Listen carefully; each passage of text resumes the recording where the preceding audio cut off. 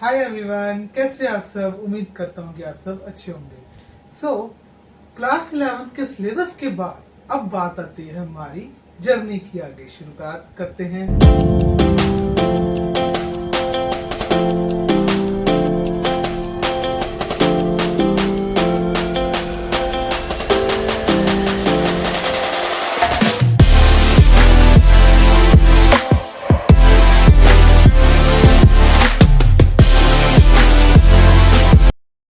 Accountancy की class 11 से 11 class बहुत एक ऐसे बेसिक होता है कॉमर्स फील्ड में। अगर बेस क्लियर हो ना तो आगे बंदा एक्सेल कर जाता है।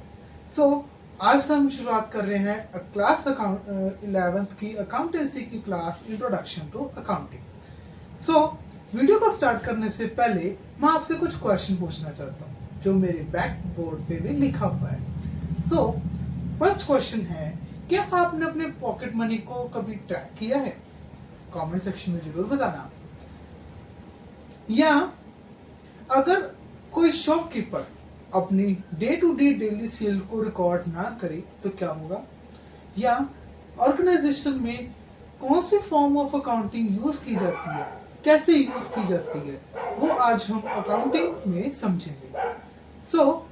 अब समझते हैं अकाउंटिंग होता क्या है। देखो, ऑर्गेनाइजेशन में अकाउंट्स मेंटेन किए जाते हैं जो day to day daily transactions होती हैं, जिसे हमें रिकॉर्ड करना होता है, क्लासिफाई करना होता है, एक समरी फॉर्म में प्रेजेंट करना होता है to know the actual financial position of the organisation में क्या प्रॉफिट हो रहा है, क्या लॉस हो रहा है, कैसे हम उसको ग्रो कर सकते हैं।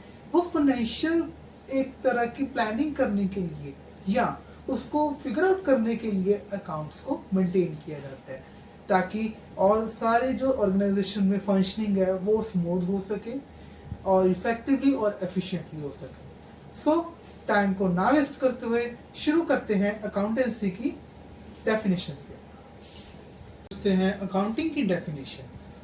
Accounting is the art of recording, classifying, summarizing in a significant manner in a term of money transaction event which are in part at least of financial character and interpreting result।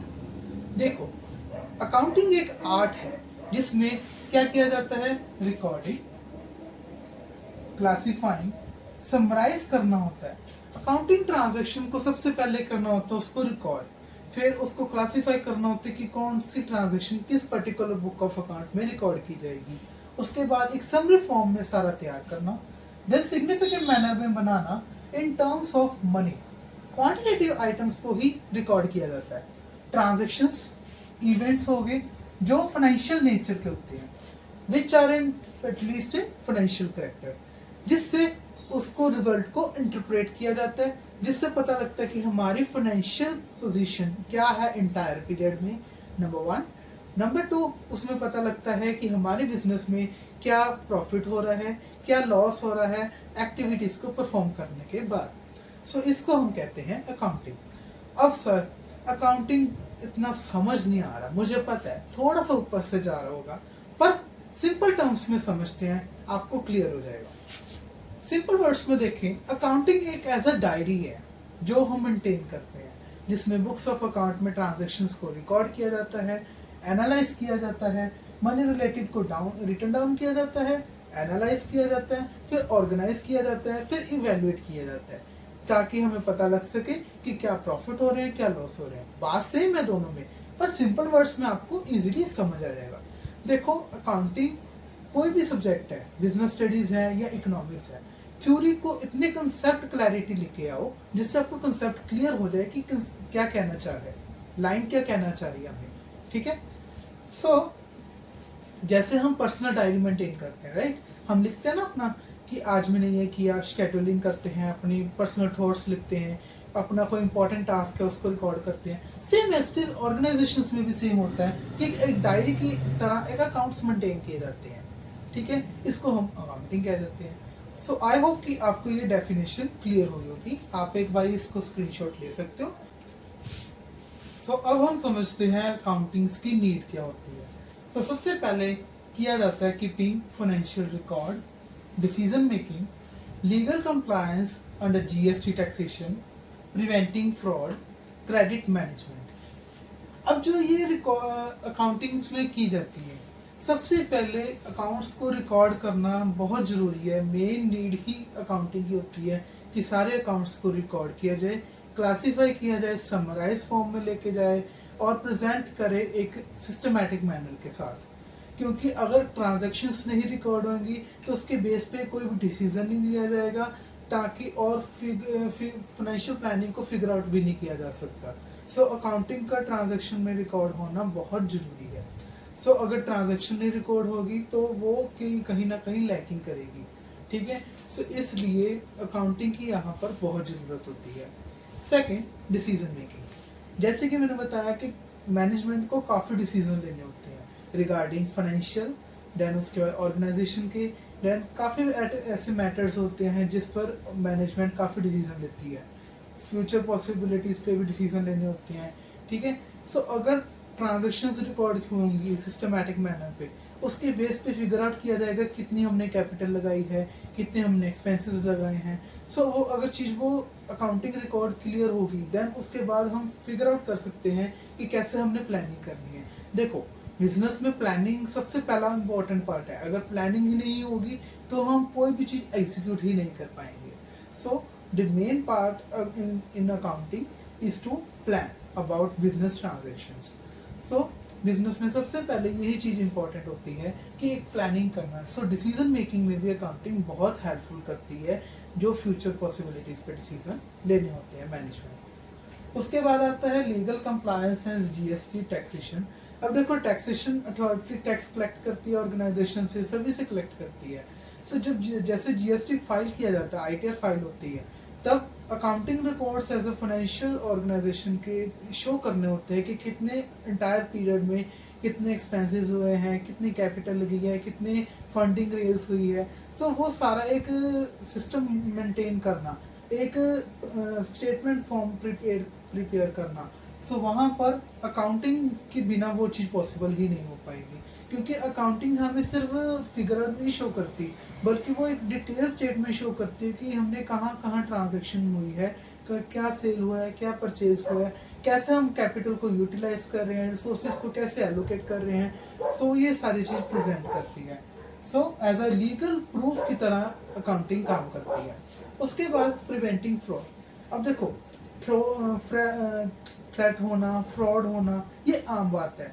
कई बार misleading हो जाती है inter companies में, या miss representation कोई होती है, तो वहाँ पर अकाउंटिंग पर देख लिया जाता है, उसको डिटेक्ट कर लिया जाता है अर्ली स्टेज पे ही, ताकि आगे जाके हमें प्रॉब्लम ना हो फाइनेंशियल प्रिपरेशन में, राइट। सो वहाँ पर भी अकाउंटिंग की बहुत ज़रूरत होती है। Credit management. अब देखो, ट्रांजैक्शन सिर्फ दो बेसिस पे होती है, या तो कैश या तो क्रेडिट। कैश ट्रांजैक्शन इमीडिएटली हो जाती है एक्सचेंज ऑफ गुड्स सर्विसेज पे, राइट। बट कई बार जो ट्रांजैक्शन क्रेडिट होती है, जैसे कि कोई हमने लोन प्रोवाइड किया है, बैंक ने लोन प्रोवाइड किया है टू इट्स कस्टमर, ठीक है, वो चाहे शॉर्ट टर्म है, लॉन्ग टर्म है, या बिजनेस के लिए हमने लोन लिया है, तो वो एक तरह की क्रेडिट हो जाता है। सो वो एक पर्टिकुलर पीरियड के लिए वो चीज़ मानी जाती है, राइट। सो या कोई भी ट्रांजैक्शन क्रेडिट की जाती है तो उसको मैनेज करना, ऑर्गेनाइजेशन में काफ़ी चीज़ें क्रेडिट ट्रांजैक्शंस होती हैं क्रेडिट की, है ना, कैश क्रेडिट की होती हैं। सो उसको मैनेज करने के लिए भी अकाउंट सारे मेंटेन किए जाते हैं, देखते हैं ना वो पार्टीज के अकाउंट्स मेंटेन किए जाते हैं। सो ये बहुत ज़रूरी है इस चीज़ को देखना, ठीक है। सो क्रेडिट मैनेज करने के लिए भी बहुत ज़रूरी होता है। अब मैं आपको एग्जांपल समझाता हूँ, उससे आपको अकाउंटिंग की नीड्स और क्लियर हो जाएगी। जैसे कि एक शॉपकीपर है, राइट। शॉपकीपर अकाउंटिंग को मेंटेन करता है for what, to know his profit और लॉस। वो अपने बिजनेस का चेक करता है कि उसमें डेली प्रॉफिट कितना हो रहा है, कितना लॉस हो रहा है, और कितना वो क्रेडिट कर रहा है अपने कस्टमर को, ऑज कर रहा है। अब यहाँ पर दो वर्ड्स है, वो आपको क्लैरिटी लेके आता हूँ। सबसे पहले आता है वर्ड ऑज, और दूसरा होता है ऑन। ऑन हो गया मतलब खरीदना, परचेज करना। ऑज का मतलब हो गया कि हमने कस्टमर को कोई चीज दी क्रेडिट बेस पे, सो वो एक तरह का उनको लोन की तरह कह सकते हो, जो थोड़े टाइम पीरियड के लिए आपने गुड्स क्रेडिट पर दिए हैं वो आपको उसको रीबे पे करेगा आपको, ठीक है। ये सब क्रेडिट मैनेजमेंट ऐसे होती है। सो अगर शॉपकीपर अकाउंटिंग मेंटेन करेगा तभी उसको प्रॉफिट लॉस पता लगेगा, तभी वो देख सकता है कि उसने कस्टमर को कितना क्रेडिट दिया है। सो ये चीज अकाउंटिंग की हेल्प से ही हो सकती है। सो आई होप कि आपको ये चीज क्लियर होगी। नेक्स्ट टॉपिक के ऊपर मूव ऑन करते हैं। अब हम बात करते हैं ऑब्जेक्टिव्स। अकाउंटिंग्स के क्या क्या ऑब्जेक्टिव्स हो सकते हैं। वैसे तो देखो बहुत सारे ऑब्जेक्टिव्स हैं जिसे हमें समझने की जरूरत है। तो आज मैं यहाँ पर दो तीन पॉइंट्स लेके आया हूँ जिससे हम पता लगेगा कि क्या ऑब्जेक्टिव्स होते हैं अकाउंटिंग। तो सबसे पहले आता है अकाउंटिंग ट्रांजैक्शंस को रिकॉर्ड करना। सबसे और मेन ऑब्जेक्टिव अकाउंटिंग का यही होता है कि ट्रांजैक्शंस को रिकॉर्ड करना day to day daily base पे, क्या परचेज की है, क्या सेल की है, क्या कैश की है या क्रेडिट की है, बैंक की है ट्रांजैक्शन, वो सारी ट्रांजैक्शंस को रिकॉर्ड करना, ताकि जब हम फाइनेंशियल स्टेटमेंट्स को प्रिपेयर करते हैं eight the end of period पे, फाइनेंशियल पीरियड पे, राइट, सो हम देख सकें कि हमने कहाँ कहाँ पैसे लगाए गए हैं, कैपिटल कैसे यूज की गई है, कैसे ट्रांजैक्शंस हुई हैं, कैसे रिकॉर्ड की गई हैं, कैसे रूल लगाए गए हैं। सो उस पर मेंटेन करना बहुत जरूरी है। सो अकाउंटिंग का मेन ऑब्जेक्टिव यही है, अकाउंट्स रिकॉर्ड करना, to know about their financial position, right. उसके बाद determining profit loss, whole period में क्या प्रॉफिट हो रहा है, क्या लॉस हो रहा है, वही सारा समराइज करना, उसको देखना और फिगर आउट करना, उसके बेस पे एक्शन लेना। एक्शन लेना बहुत जरूरी है। सो ये चीज यहाँ पर आ जाती है। थर्ड, फाइनेंशियल पोजीशन शो करना। अब देखो ट्रेड साइकिल होता है ना, वो बिजनेस के ऊपर बहुत इफेक्ट करता है। ट्रेड साइकिल यानी जैसे डिप्रेशन, बूम, रिसेशन, ये आगे जाके आपको समझाएंगे। ये एक ऐसा साइकिल है जो बिजनेस एनवायरनमेंट पे बहुत इफेक्ट करता है। सो वहाँ के अकाउंटिंग प्रोसीजर पे भी इफेक्ट करेगा, राइट।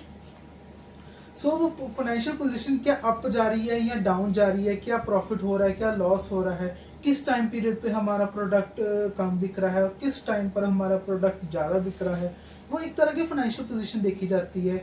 या आप ऐसे कह सकते हो कि ऑर्गेनाइजेशन को कहाँ पर फंडिंग की जरूरत ज़्यादा पड़ रही है, कहाँ पर उसको रिसोर्सेज को मिनिमाइज करना चाहिए ताकि वो इफेक्टिवली अपना काम कर सके। सो उस पर फाइनेंशियल पोजीशन देखी जाती है। सो ये थे कुछ ऑब्जेक्टिव्स जिससे आपको पता लगेगा कि अकाउंटिंग के क्या ऑब्जेक्टिव्स होते हैं। ये वीडियो सीबीएसई के लिए भी है और पीएससीबी स्टूडेंट्स के लिए भी है, पंजाब स्टूडेंट बोर्ड्स के लिए भी है। सो ये दोनों बोर्ड्स और अदर बोर्ड्स के लिए भी बेनिफिशियल है। सो आप एक बार इसको बुक से भी रेफर जरूर करें। अब हम नेक्स्ट टॉपिक के ऊपर मूव ऑन करते हैं। सो अब हम देखते हैं कि एडवांटेजेस क्या हैं अकाउंटिंग के। यहाँ पर काफ़ी तरह के चार्ट बनाया मैंने, जहाँ पर आपको काफ़ी तरह के एडवांटेजेस देखने को मिली हैं, बट काफ़ी सेवरल एडवांटेजेस हैं जो आप बुक में भी देख सकते हो, बट यहाँ पर कुछ ऐसी लिखी हैं जो एक इम्पोर्टेंस क्रिएट करती है अकाउंटिंग पे, राइट। चलो समझते हैं। सबसे पहले आता है helpful in preparing financial statement, helpful in decision making, budgeting, understanding business operation included financial reporting, profit and loss, financial statement, last performance analysis. So पहला पॉइंट क्या कहता है, helpful in preparing financial statement. Financial statement prepare की जाती है at the end of financial period of the financial year, right. अब financial statements कौन सी होती हैं, जैसे कि P&L अकाउंट, जिसको हम कहते हैं प्रॉफिट एंड लॉस अकाउंट, जिसमें कैलकुलेट किया जाता है कि हमारा अकाउंटिंग पीरियड पे कितना प्रॉफिट आया है, कितना लॉस आया है, ट्रांजैक्शन को डेबिट क्रेडिट करके, राइट।